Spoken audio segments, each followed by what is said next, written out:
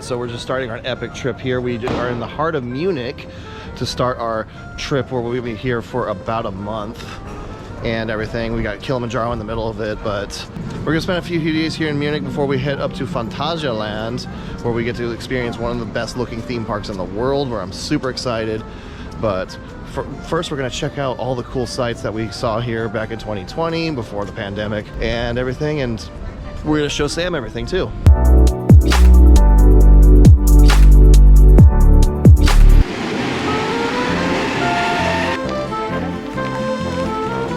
This is one of the things I love about Munich, is the fact that you have a mix of really old architecture, but also a lot of modern architecture all in one area.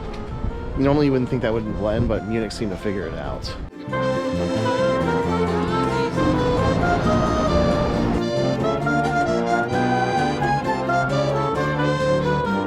Munich has a large and beautiful park with one of my most anticipated activities of the whole trip, Eisbach. I bet you didn't know you could find world-class surfing right in the middle of Munich. So we're starting our second day here at the Eisbach here in Munich. Something I've learned about in my original German textbook all the way in like high school and college.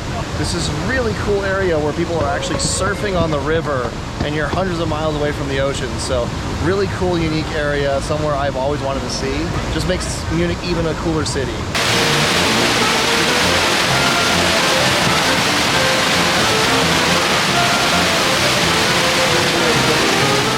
Germany is home to many auto manufacturers we all know from around the world. With a plant right in the middle of the heart of Munich, BMW's world headquarters has a really neat, modern, and the best part, free automotive museum. Yeah, can you reach it?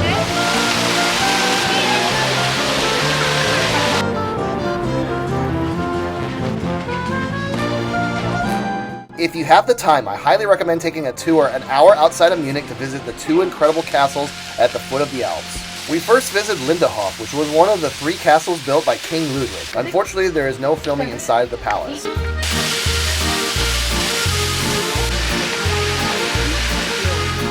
We then traveled to one of the most famous castles in the world, Neuschwanstein, and hiked up to the hill to the magnificent castle. Normally, you're not able to film inside Neuschwanstein as well, but thanks to Oakland Travel, we do have some footage I borrowed from the inside.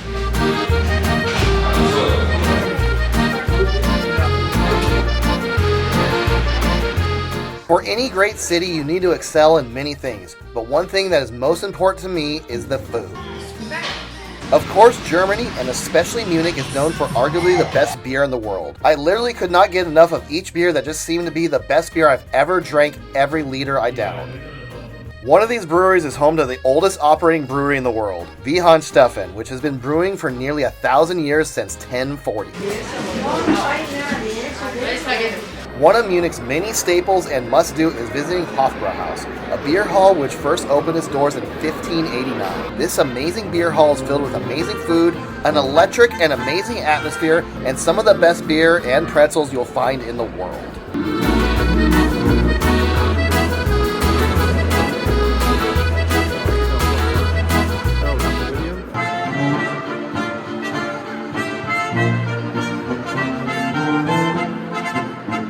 Alright, so we are here in Oktoberfest, first thing in the morning. We tried to go yesterday, but apparently you can't bring a stroller in past 6 p.m. So good to know, but we are going to basically spend all day here, obviously drinking plenty of delicious beer and enjoying all the rides and the foods as well. Of course, it's never too early to get an amazing bratwurst. So one of the things we're definitely going to go check out is one of the probably most famous roller coasters in the world, especially for one that is mobile, is Olympia Looping. I've heard about this thing for decades. It is actually the largest transportable roller coaster in the world. It's got these amazing, 5 amazing looking loops. It's supposed to be pretty intense. So we're going to definitely enjoy that later today.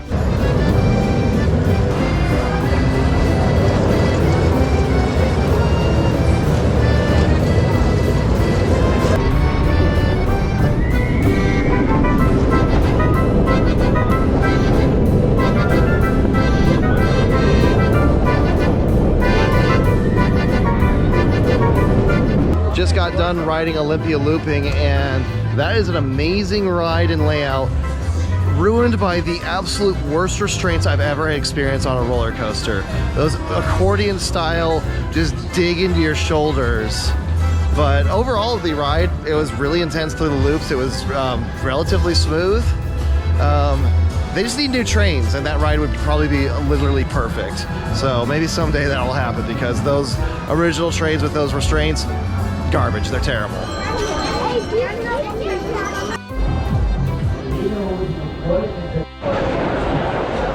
We're in the Pollner beer tent, which I actually heard from a local is their favorite one here at Oktoberfest. We just ordered our beers, should be coming very soon, and we're probably gonna get some more traditional foods as well.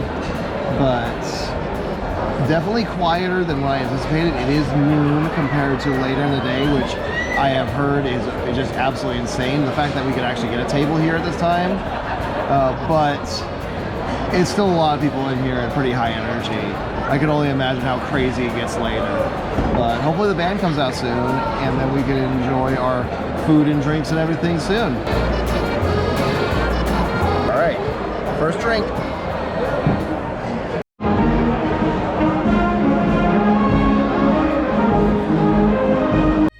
I'm here in the Pollner beer tent, and honestly, well, one, I've had a liter and a half of beer. I feel fantastic, but holy crap, this is exactly what I expected Oktoberfest to be in the best way possible. This place is amazing. I definitely lives up to the hype. There they are. All right, well, we're out of the Pollner tent now. I've had almost 2 liters of beer. I feel phenomenal. We're gonna go over to the slide. I don't remember the official name of it. I'll include it here. But it is basically probably gonna be a struggle just because of how much fun we've been having for the past hour or so. So let's go over there.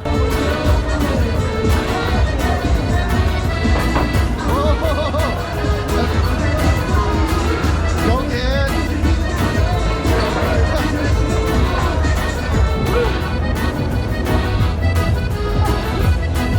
Arguably the best part of all of Oktoberfest is visiting Veldi's Tussfelsrad, or the Devil's Wheel. $5 entry price to watch people flying all over the wheel was well worth it. It's even more fun to participate in. Oh, don't stand up. Stand on you.